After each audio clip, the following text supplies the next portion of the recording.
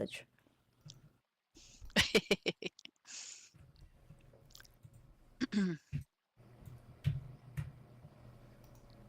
Oh wait, Holy jeez, I am having nothing but problems with my computer today. Hey, but the good news is we're trained, you know? We are.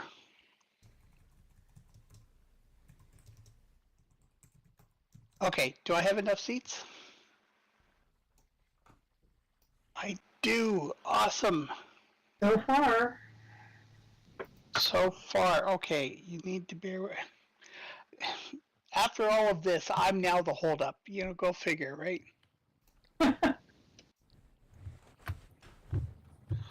All right, let me grab.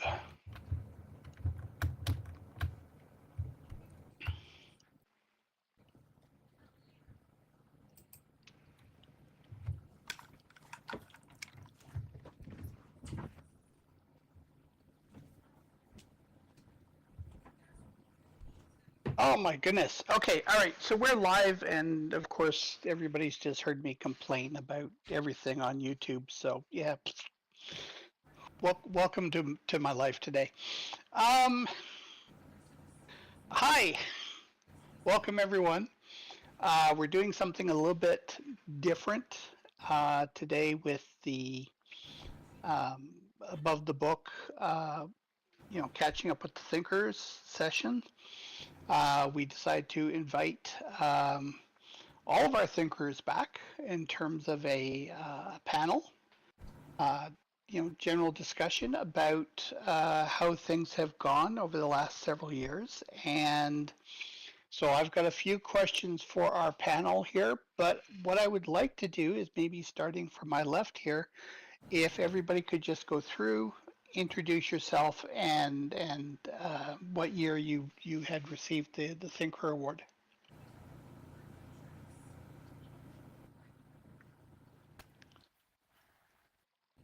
Okay, so do you want me to start?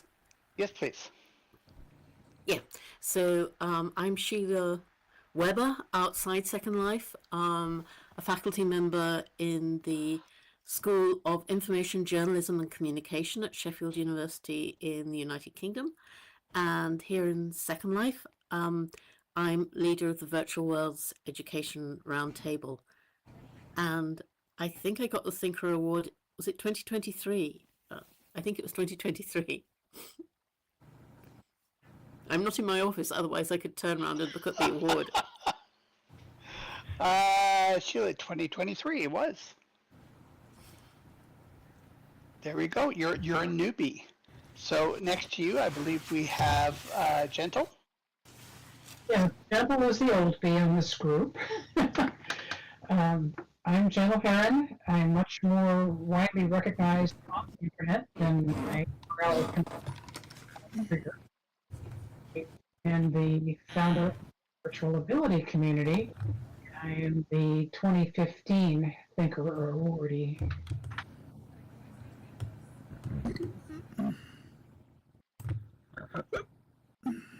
Oops, there we go.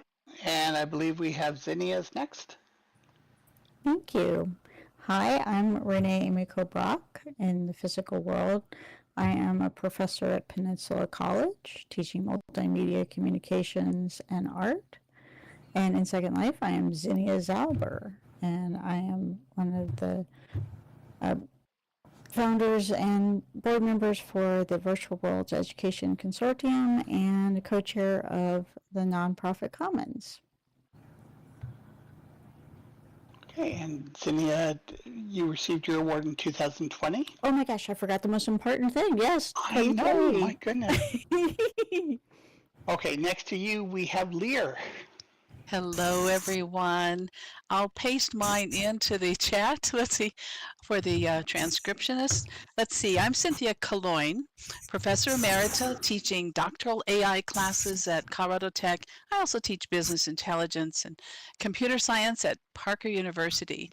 I serve on the Nonprofit Commons Board as Education Co-Chair with Rhiannon, also one of our, and of course, co-host of the OSCC conference, and I conduct research at Virtual Harmony. And my award was in 2017, and I have a link to the wonderful page that iSky created for it. Thank you. Here we go. We have Fiona next. Hola, hola, hola. Well, I am so I am really happy to be here today. And well, let me tell you a little bit about me. I'm Dr. Doris Molero, and right now I am managing my online institute. I used to be a teacher at the university back in Venezuela. Dr. Rafael Belloso Chacin, that was my university. I used to teach there postgrad and doctorate classes, and that was a very happy time. Right now, I am working with Val and Nelly at the VWMOOC, and I was a happy, lucky recipient of the 2022 Thinkerer Award. And thank you for having me here. Excellent. Next to you, we have Spiff Whitfield. Hey everybody, I also just did I'm going to do a quick copy and paste into the local chat just to give you a quick review of when I won my award back in 2016, I believe. It was quite a while ago. So I'm a technology director now at a public school.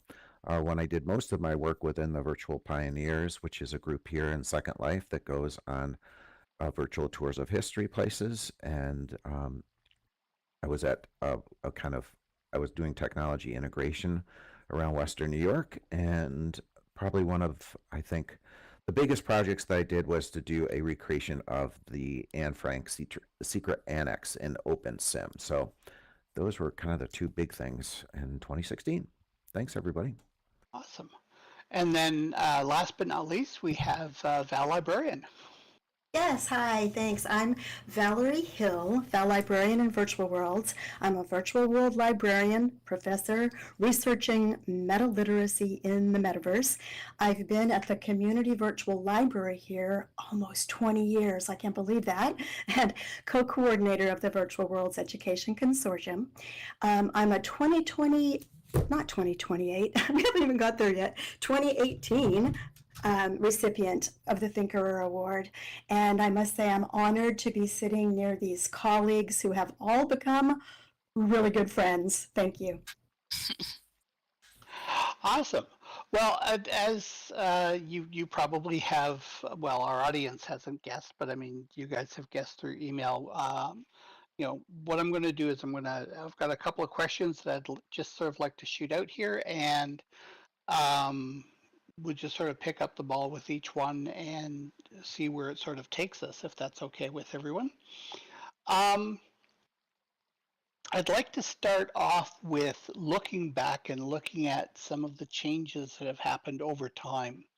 So when you look back at your time in this space and the different things that have happened, both with what you've done and what you've seen other people do, what are the changes that you feel have mattered the most?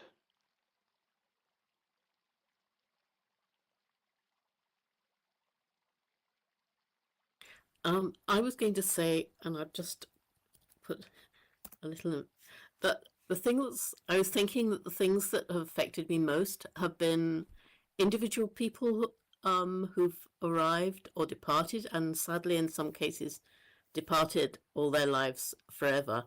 So for example, I was thinking of Blue Wave OG. Some of you may have known her, and she was one of the co-founders of the Educators Co-op. And then she died of cancer some years ago, but it was working with her. I was privileged to become a member of the Educators Co-op, and the people there were quite transformative for me at that stage, because this was quite early in my time in Second Life.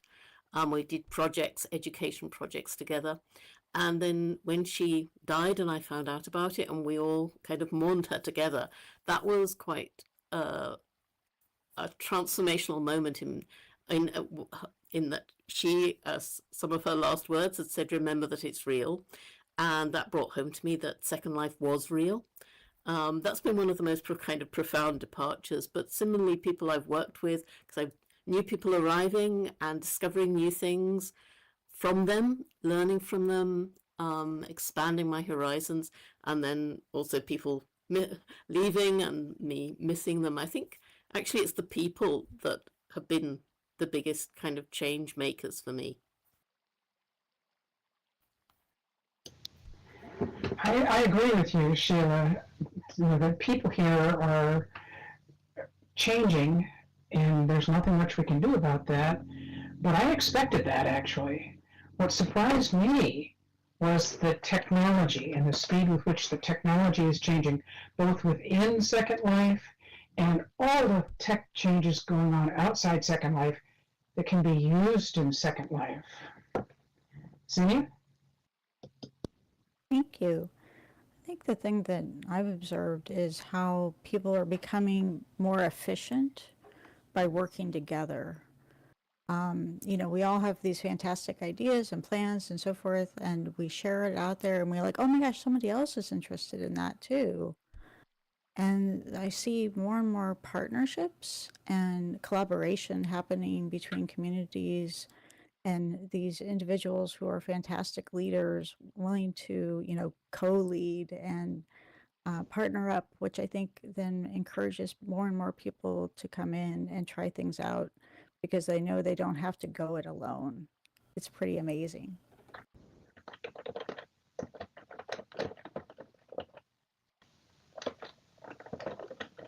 Claire, what about you?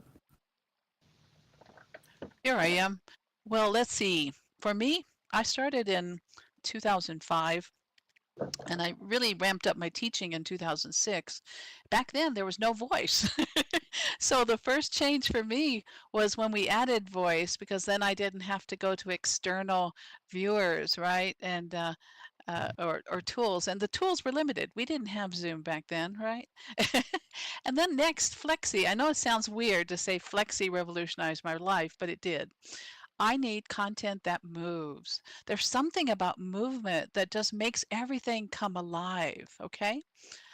Yeah, and so I'm often wearing Flexi, and I know it sinks into chairs, but I don't care. I'm like a little girl. It's like it sets me on fire, right? And then I insist on my classes always creating content because there's magic when we create, the power of creation.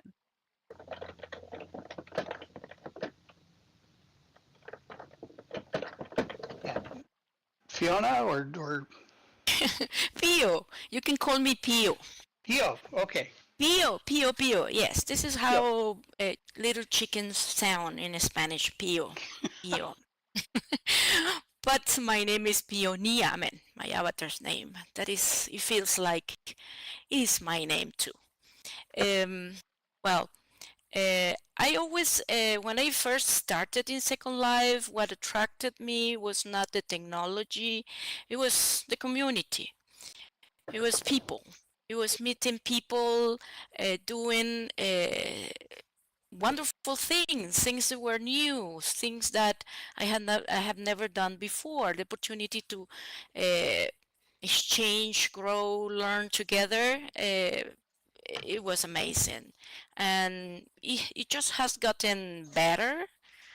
And all of these communities that are here, all of these people that are sitting by me now, they have been beacons of inspiration. So that's what have impressed me. That hasn't go away. And even though we have better technology, what keeps people coming is, or what keeps me coming, and what keeps me thinking about how can I take this to my students is that I know that there is a community to go back to. And every year we get together, and these conferences, is my favorite. You know, I move everything and I try to be every year and try to do something. As a matter of fact, I try to work on a project with my students, so I had something to show, something to learn with, something to learn from, and this is thanks to all of you guys. I think for me, I think some really neat changes. I think that also led to some kind of interesting developments. But I think when I first came into Second Life, I've been here, 17, 18 years, there were so many different kind of educational groups, and then we all kind of seemed to be doing the same things, kind of overlapping. And now I think it's been a wonderful change in the sense that we have VWEC, which has kind of done a great job of bringing the education groups together, but also letting the people still have their kind of individual identity. So that's been a real positive change. I think for me, maybe a challenge is, I did so much with the Virtual Pioneers, which was history, and there hasn't been, I don't think, as robust of a history pieces to Second Life these days. But I'd love to kind of renew that. So if anyone's interested in maybe collaborating in the future, I'd love to really put some energy behind it again, because I think it's has great possibilities. Wow, what diverse answers. I love the diversity of all our perspectives. And I've worked with each one of you, so it's amazing, that we're all still here and sharing these ideas. For me, when I entered, librarians and information landscapes were changing rapidly. But since I came in almost 20 years ago, I witnessed how digital culture has brought the perils of social media, nonstop information overload, misinformation and disinformation, and now what has been all over this conference? The rise of AI.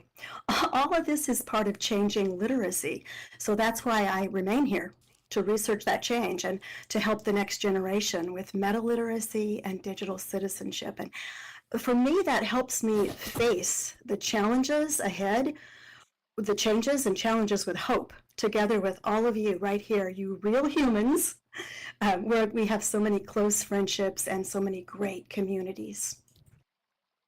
Excellent. Okay.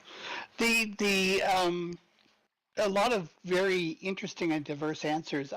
But I think one of the biggest takeaways I know for myself, and I think this is being reiterated here, is this idea that it's really about the people more than anything else. I mean, we talk about the technology, we talk about the pedagogies, but it's really and unless somebody wants to disagree, but I mean, it's the people that are mattering most. It's the community that's mattering the most in terms of a lot of things that go on here, and the support that we find in sharing and collaborating with each other.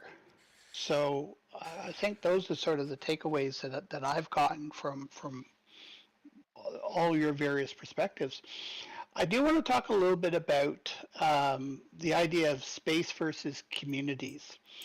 So we've talked a lot in terms about building spaces, but building a space is not the same thing as building a community. So what is the difference between from your perspective, what is the difference between building a space and building a community? And I think at this point, I want to start at the other end of the line here. We'll go to Val first, if that's good with you, Val.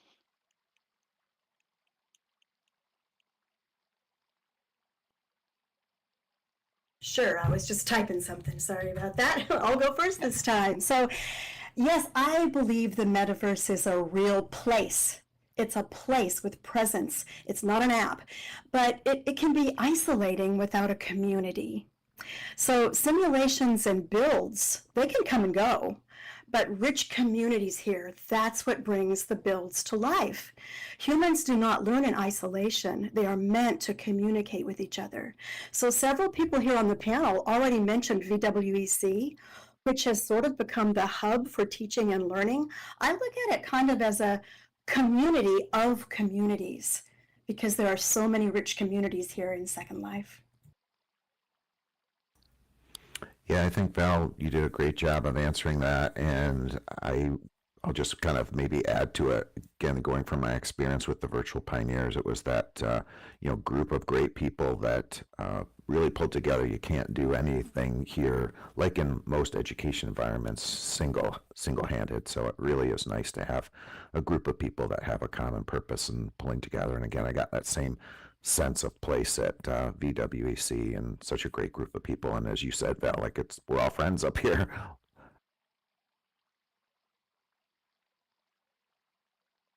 Um, um, I think that you can build the space with objects, scripts, and textures, and a strong design vision. But a community is built through trust, repetition, welcome, participation, care. And I think the most important for a community to grow is when people know their presence matters and their voices matter and their contribution can shape the space. So this is what I felt. And amen. For me, building a space is just something that you do. It's a creative act, but community is relational act. Is when we become more than just avatars walking in a place, but building things together. Well said. Well, this is Lear. Okay, let me repeat the question for those who may be joining us right now. What is the difference between building a space and building a community? Well, that's such a great question because we know this is indeed, there we go, a situated space. That's what Second Life is, right? And it's a great environment for sharing and for learning and socializing and all the wonderful things we do. But when it comes to life, it doesn't come to life until students, colleagues, and you join us here, right?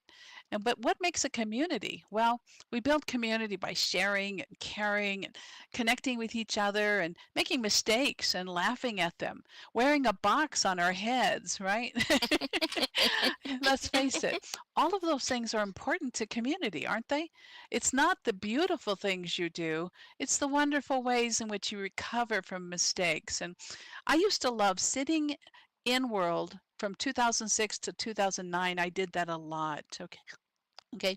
And I would watch students learning and struggling with their projects. I'd be peeking across the region, and I would interfere only after they struggled for a little bit, after they asked each other, after they had this social co-located learning experience. Thanks. Keeler. Well, we've shared a lot of the same thoughts that I think a lot of us believe in, and that I always say that you can't have community without unity. And that unity can come in many forms, and as many of you have hit, that we also belong to communities of communities, which is pretty magical and amazing in these environments. Much of what I try to do is to develop spaces that are inclusive and welcoming. And quite often you'll see me push a certain theme in order to make that happen. And pronouncing that theme to everyone, giving them that chance to know how they can be part of what's going to happen, creates that unity between strangers and fosters even more connections between friends. We're fortunate that we have these spaces, these virtual spaces, that we can all be together and feel connected, feel like we can help each other. And as we were saying, we're all friends up here. We've had many opportunities to meet in person even, and foster and build new adventures and things in these spaces. A space gives people a place that they feel welcome, they feel included, they feel like they matter. You can have a community and be isolated at the same time. Within our virtual environments, these communities are built to be welcoming and encouraging you all to join us. Now you'll have to deal with the fact that I'm going to keep coming up with themes, because that motivates me to build something more, someplace you can adventure and learn. And it always makes more communities happening. Gentle.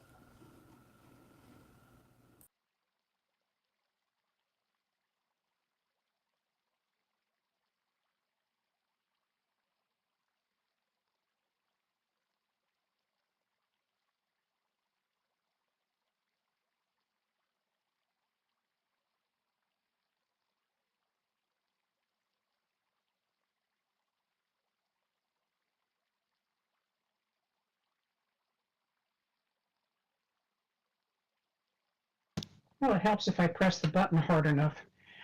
I agree with my colleagues who are up here, and their insights are colored by their experience. My background is I'm a former biologist, and so of course that makes a difference in how I'm looking at this answer to this question. I'm looking at a space as a thing. I'm looking at a community as an organism, because communities are alive. They're made up of people.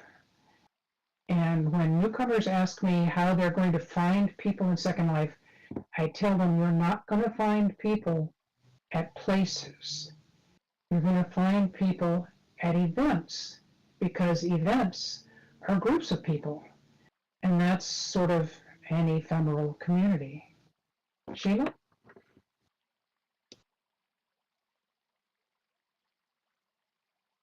So pretty much what everyone else has said. So yeah, it means building a community, you need to give people a reason to gather together and to interact over a period of time. So I think you build a community by working together in the past. The way I've made friends and had fun and felt I was part of a community was actually by doing things with people, not just by going and watching things, but actually, though it might start by going and watching and observing, thinking, do I want to be part of this community? And then probably volunteering. Then creating a space that people feel comfortable in, as has already been said. I think it's part of this. And the wonderful thing about Second Life is that you can create these different kinds of spaces for different occasions, because even the same community might want to feel very professional sometimes and very creative, or just wanting to have a fun, whimsical time at other times. Yeah, it's interesting that you bring up that concept, because I mean it sort of goes into what I wanted to ask about next, which is, so the thing, I have to apologize. You guys should know by now I sometimes go stream of consciousness. The Thinker Award has been, it's an education award, but it's really about leadership, and it's about astounding leadership in building these types of communities and having a good sense of the difference between, for lack of a better term, place versus purpose.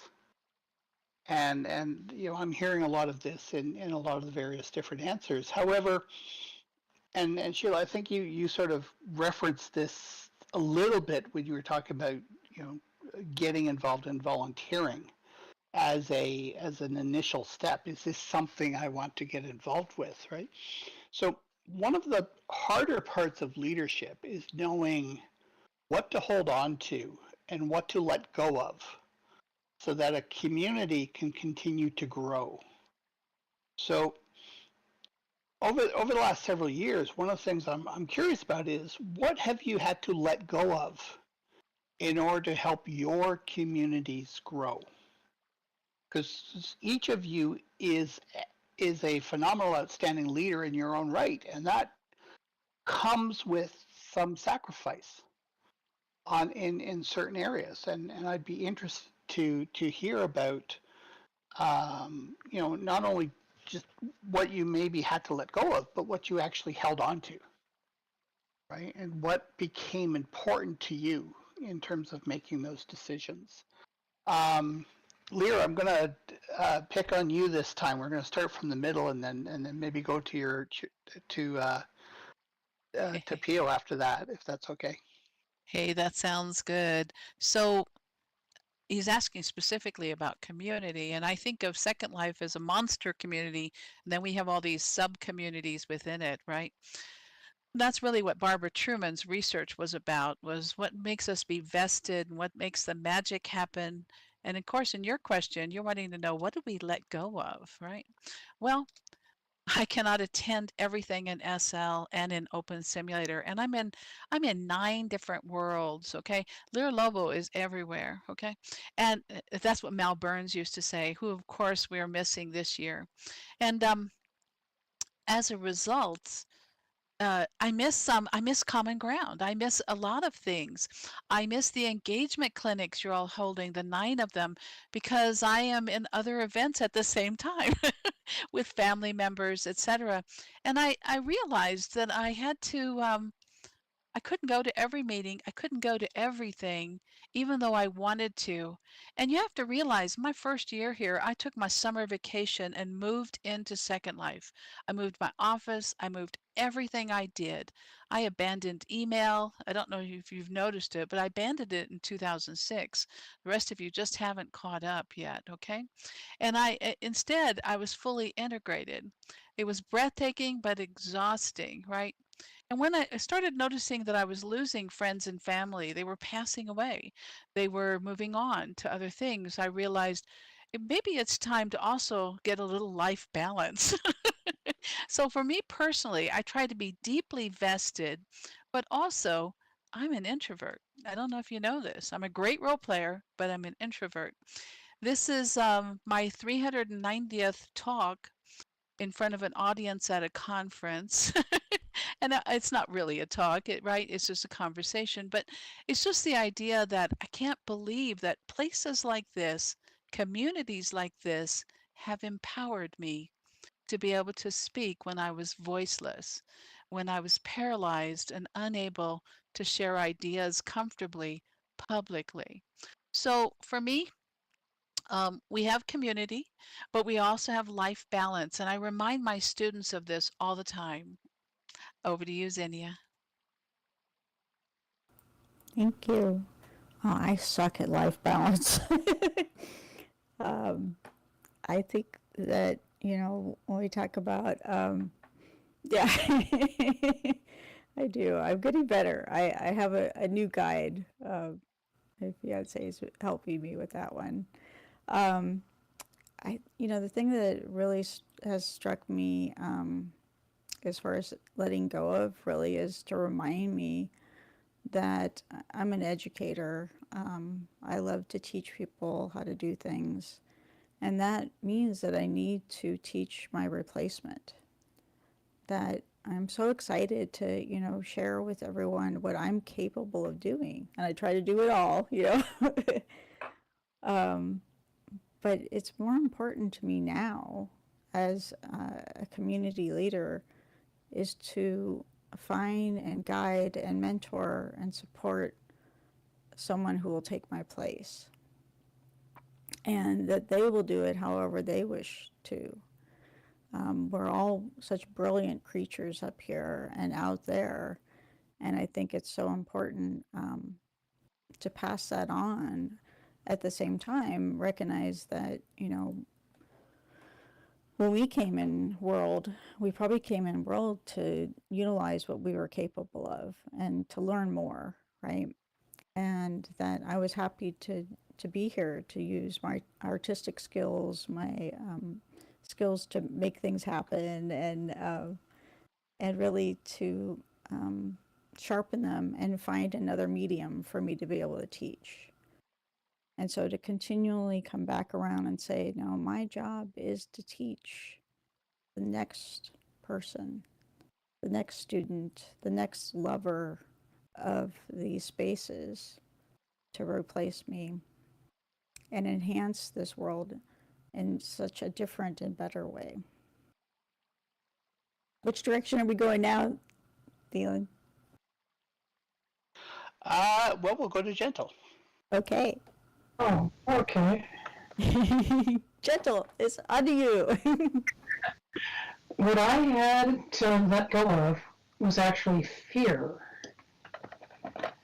I'm really basically a very shy person in the physical world. I've always cared a lot about other people. And the way that we interact here has helped me become less fearful. And I think I'm getting better at social interaction. And Phelan mentioned that we in the group here are community leaders. What I try to do here is to practice what is known as servant leadership, because I can do that with a lot less fear. But I still admit I have a lot of fear about new technology, and now I have a fear of not pressing the speak button hard enough. Sheila? I was just pressing the speak button. Yes, for this one, I just thought time. I suppose that's what I've given up. In particular, since I took over Virtual Worlds Education Roundtable leadership, so that's my Thursday evenings gone, because it's normally 8 p.m. on Thursday evening. And normally I want to be there, even if I'm not leading the session. And as other people were saying, it also means I'm particularly because I'm not in the North American time zone, that more things happen in the evening or kind of in the early morning. And so there are events. In fact, I used to attend more of those events. So sleep was sometimes something I would lose out on.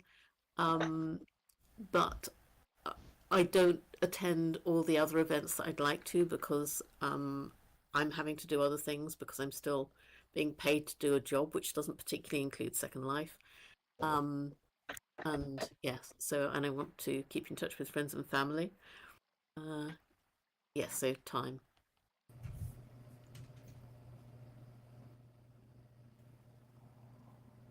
Am I next, Phelan? Jumping around. Sorry, yes, yep, sorry, yes, you are. Okay, I'm going to go with letting go of mastery, because if you've been here for a while in the metaverse, you know that you have to let go of mastery, because like all technology that's constantly changing, learning is no longer this hierarchy where you master a skill, but you have this constant need to adapt. And I'm glad that I've learned that mastery is so 20th century. That's over. So now I can help other people who still think mastery is possible. Now we have constant updates, upgrades, just it's endless. But here, we're not alone in doing that. We help each other. Example, I'm not really a great builder, but I have friends who will help me. And as Lear said, we learn through making mistakes, and we become flexible. Flexibility, adaptability, those are high 21st century skills. And I hope to model and mentor that for other people, be a mentor that models by showing my mistakes. A great mentor to me was Selby Evans, the Thinkerer, who this award was named after. I made this really bad mistake one time, and half of the sim region disappeared. I had to ask Second Life to go back in time and restore it. Thank goodness we can do that. Don't you wish we could in the real world? But anyway, when I told him about it, all he said was, I have made worse mistakes. And you know, we all make mistakes, and we help each other learn to let go of mastery.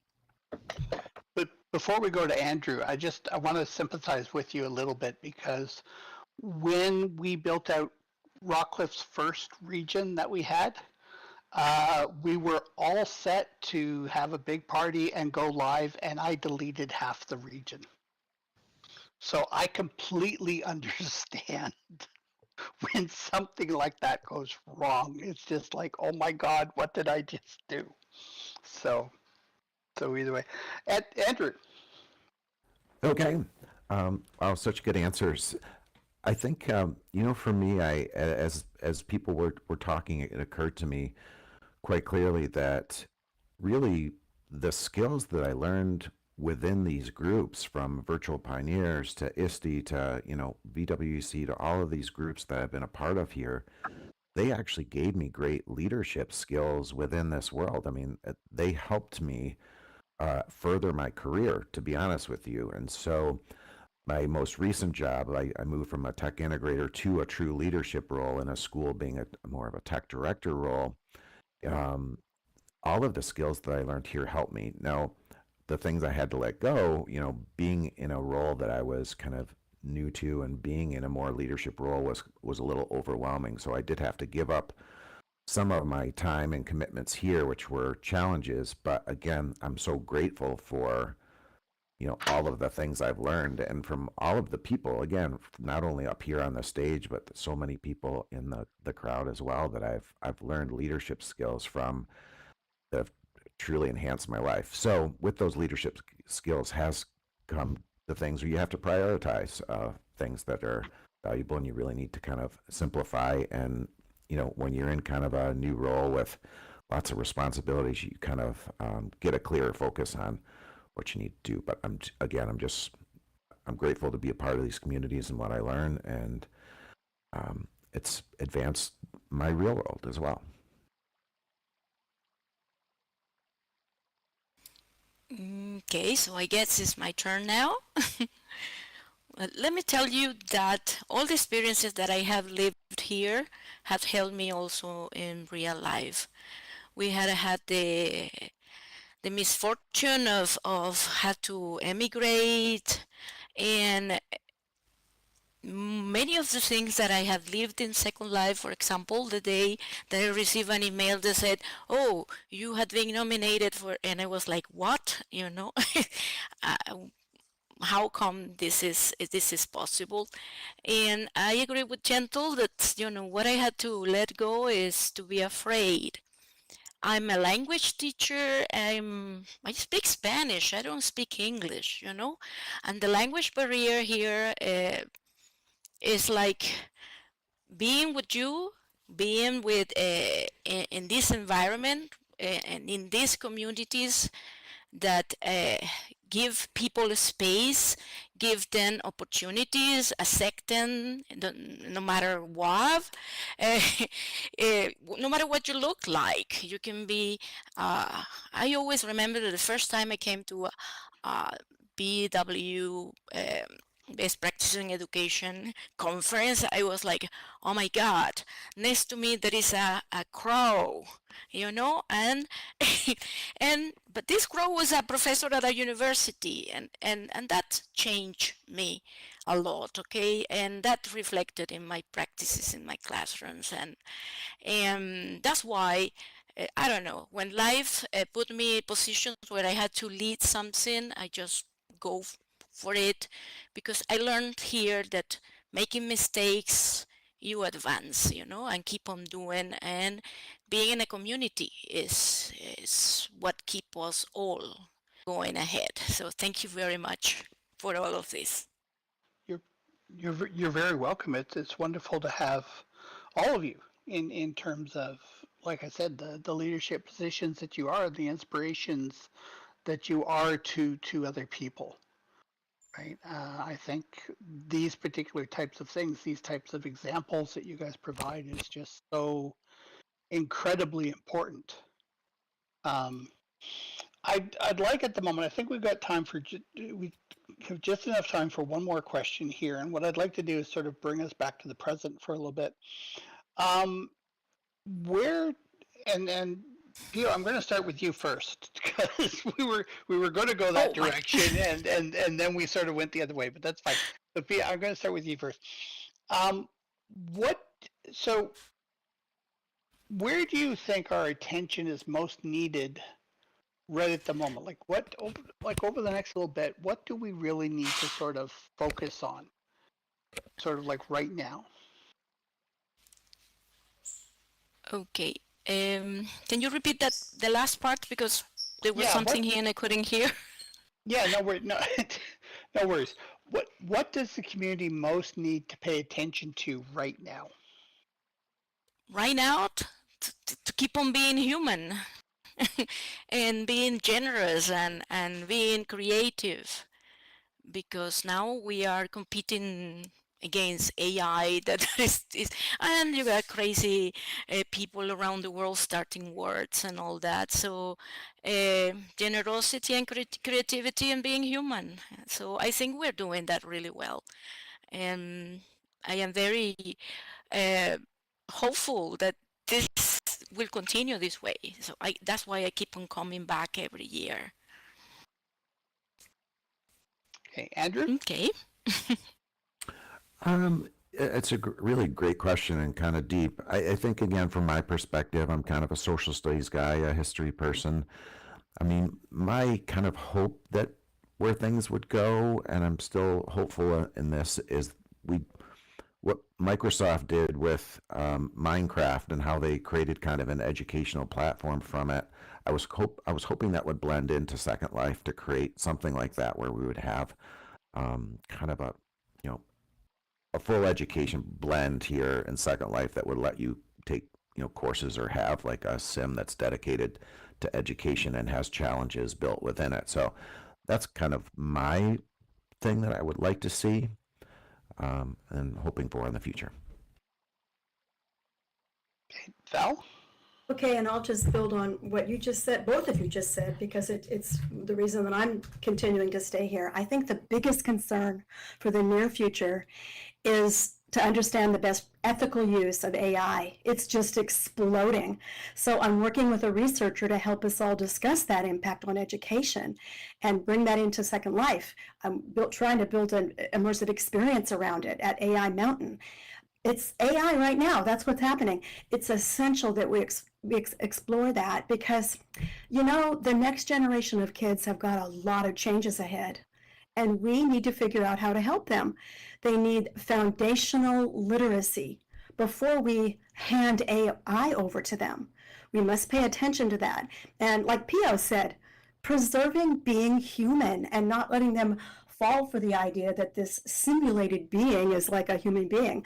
And Spiff just mentioned Minecraft. I'm working with kids in Minecraft right now to teach them digital citizenship because it has become imperative.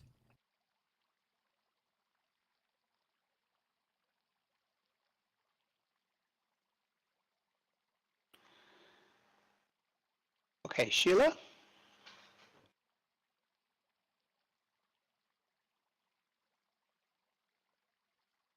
Okay. Yes, so first of all, I think already, I think it was Zinnia was talking about mentoring someone to take over. And so I think identifying and engaging more people to share the load of organizing and motivating. And also drawing on the ideas already, having some focused projects that might perhaps engage people and draw them in so that they could work with us and learn what great people we are, and perhaps then be willing to get involved with the existing communities or develop new communities, because it's right that some communities might fade and others might grow. And I think it doesn't have to be students. I'm judging by, for example, the people who are in non-profit commons. It doesn't have to be academics. It doesn't have to be people from formal education necessarily who are going to be drawn in. And I don't think it has to be young people. It could be people who are already mature, but they might, like many of us, might want to continue keeping engaged through the years. I think we shouldn't be kind of ageist about this. And also I wanted to add, keeping the Lindens aware of the value of the community and what we bring to Second Life. I know that's kind of an ongoing work that we have to keep up with. Okay, Gentle.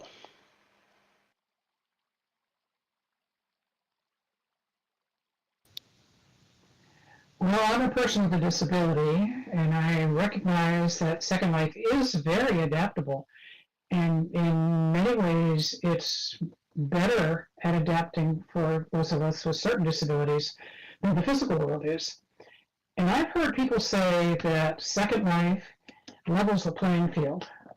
And it kind of does that.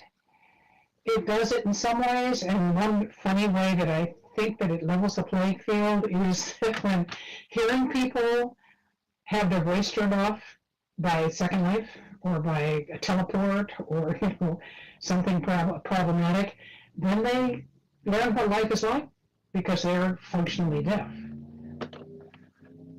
And that's a funny thing, but I think it's true. Second Life really isn't a level playing field. It needs to be better at providing options. And we've talked about voice to text. We've talked about text to voice. Free language translators would be great if they were built into the viewer. Free, not ones that you have to pay for. So offering options is not just to support people with disabilities. It helps lots of people. Accessibility shouldn't be an add-on. It should be built in from the foundation. Zinnia? Thank you, Gentle. Well, I think one of the things I think we should be paying attention to and encouraging more of is understanding that Second Life is a transformational experience for people. That it's not just a bunch of pixels, that there are people, and that we do need to really encourage people to participate more and engage with each other more. I know that we've had the good fortune of having, almost decades, lots of years working together. So we are familiar with each other and trust each other. And when people come into these spaces, I tell stories of my students, those real shy students that find their voice here, that then they start speaking up in class over Zoom because they were seen here. They were heard here. And a lot of young people need practice in being social with others. I'm not the shy one of the group, and I've never feared from strangers. This is a wonderful space for us to give people that attention that they need and to draw them out and let them be themselves. And Gentle, as you say, to be heard, to be seen, and in the ways that they need to be. I think we need to pay attention that this is a space that allows for people to be their true selves. Pookie shared a clip of her film recently about sort of what a virtual world can be for someone else. This transformation, this ability to be yourself, maybe you come here as yourself already, except for I have much cooler shoes in the physical world, just so you know. But that idea that we need to identify outside there who are not familiar with these spaces, what a wonderful place it is, a welcoming place, an encouraging space. And to give them that place to practice and to play and make the mistakes where they are surrounded by allies and friends. We're lucky to have all of you to practice and play and to learn from.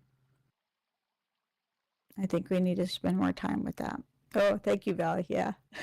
I was wearing some kick-ass orange boots today, just so you know.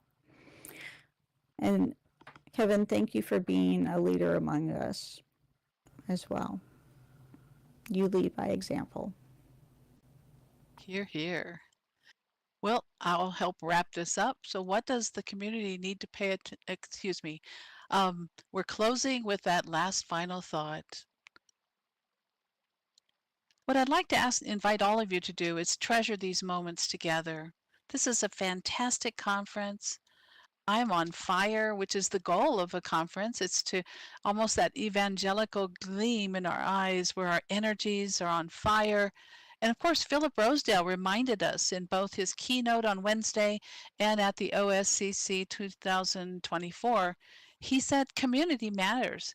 preserving the culture, the people that we have today, and treasuring them. You know, stay playful and grow stronger. And I'd like to leave you with a thought. As we're all educators or in the education business, we have the burden of always being right, and yet these places are playful.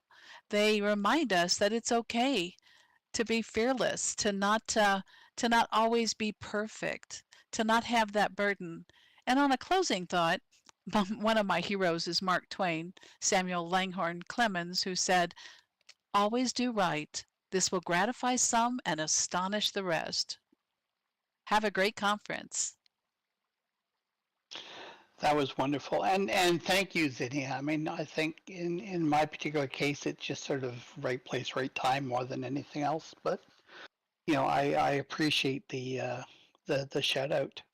I'd like to thank you all very much for I realize this was a little bit of a different format than what we've typically done, but I'd like to thank you all very much for coming and being part of this for this particular year.